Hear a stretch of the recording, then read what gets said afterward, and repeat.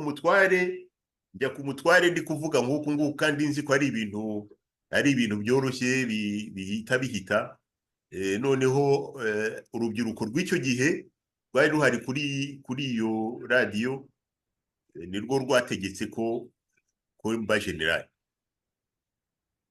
kuko ubu ngubu mushobora kusanga ahandi ibyo bya generali ntabihari ariko ngira mfite umutima wo kumvisha urubyiruko ko rugomba guhaguruka uko rumeze n'uko rushoboye rutagombye gutekereza ngo hazaba ibitangaza rukajya kwerekana ko rukunda igihugu cyabo. Ibyo ngibyo simbivuga mu izina ryanjye gusa, ni uko nzi ko nyakwigendera Jenerali Kabirigi twabiganiraga kenshi kandi yasize ambwiye ko urubyiruko rugomba gutaha. Iyo mvuze ngo ngomba gutaha ntabwo nzataha n'aka gahanga gusa, n'urubyiruko nifuza ko twajyana. Urubyiruko rero, rubyiruko aho muri hose nimuhaguruke.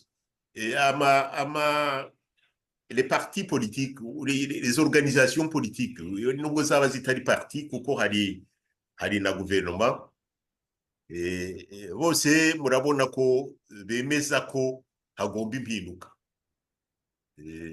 Uko tumeze rero twese dushaka impinduka,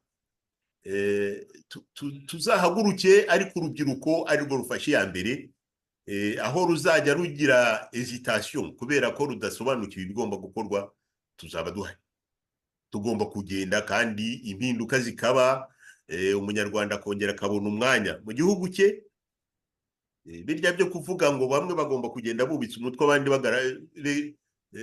bagamitse, ntabwo bizakunda.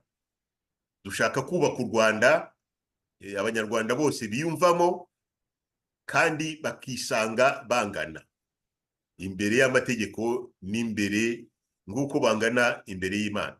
Imbere y'Imana abantu nibangana, burya ngo le plus pieux ku bayisilamu twemera ko uri pieux kurusha undi niwe ukomeye.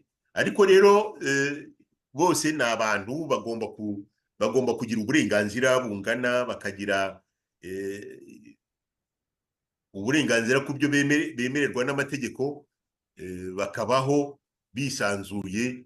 Noneho u Rwanda, dufite u Rwanda tunyotewe, rwa rundi nyine urwo ngurwo ndi kuvuga, ni ntekereza kandi rugomba kuzabaho byanze bikunze. Murakoze.